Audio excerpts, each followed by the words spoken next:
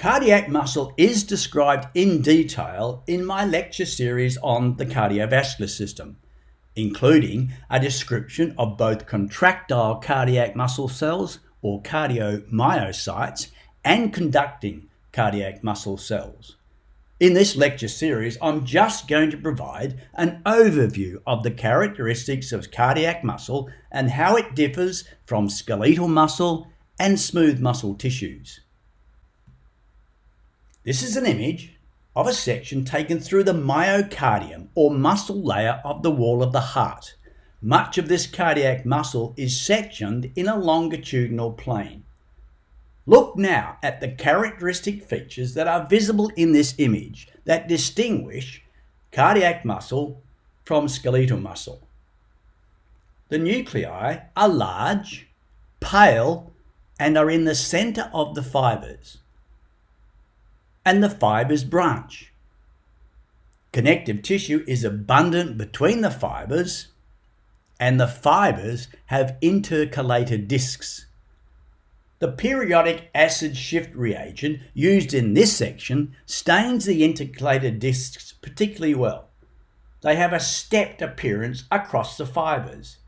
These intercalated discs are where two adjacent cardiomyocytes join together by a series of junctional complexes. The stain also brings out the cross-banding pattern. This pattern is similar to that of skeletal muscle, but characteristically does not show up quite as well. Notice all the connective tissue spaces and the extent of the vascular bed. These tiny profiles are small blood capillaries. Here is a section of the heart wall, and I've selected an image from an area where cardiac muscle has been sectioned transversely. The first detail you may notice is how irregular the individual muscle cells are in size and shape, and this is in part because cardiac muscle cells branch. The myofibrils are readily apparent, but they're ribbon-shaped instead of round rods, as is the case for skeletal muscle.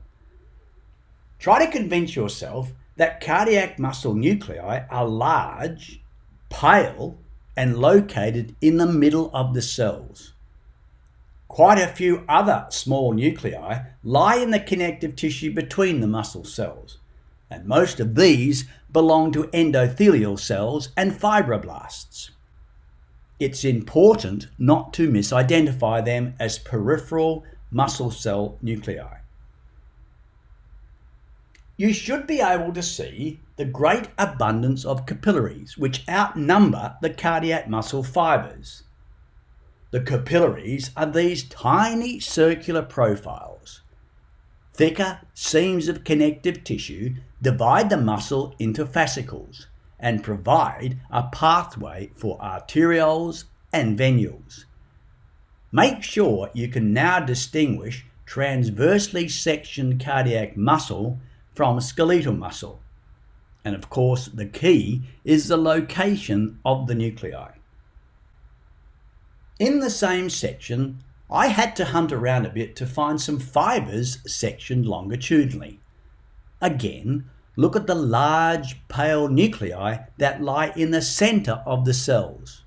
Again, making sure not to be misled by the numerous endothelial cell nuclei. This time, the capillaries are sectioned longitudinally, and just here are some erythrocytes within the capillary lumen. Crossbands do show up, most in a contracted pattern, but I must admit it's difficult to see them as clear as you saw them with the periodic acid shift reagent staining technique. And intercalated discs are also difficult to see. It is true that intercalated discs are absolutely diagnostic for cardiac muscle, but it's also equally true that they're not stained well by hematoxylin and eosin. They show up as occasional dark discontinuities or irregularities across the fibers, rather than clear stained structures like they did with the periodic acid shift staining method. Just here is an example of a cardiac muscle fibre branching. If you look around very carefully, you'll see that the nuclei in the cardiomyocytes occupy spindle-shaped holes with a tapering space at either end. The extra space is filled with droplets of yellowish material. This is lipofucsin. It's a waste product that slowly accumulates over the years. Cardiac muscle cells do not divide, and the cells you see were present since birth. And like all cells, those of cardiac muscle gradually turn over their components with endosomes. The indigestible molecules, mainly of a lipid nature, accumulate as lipofucsin.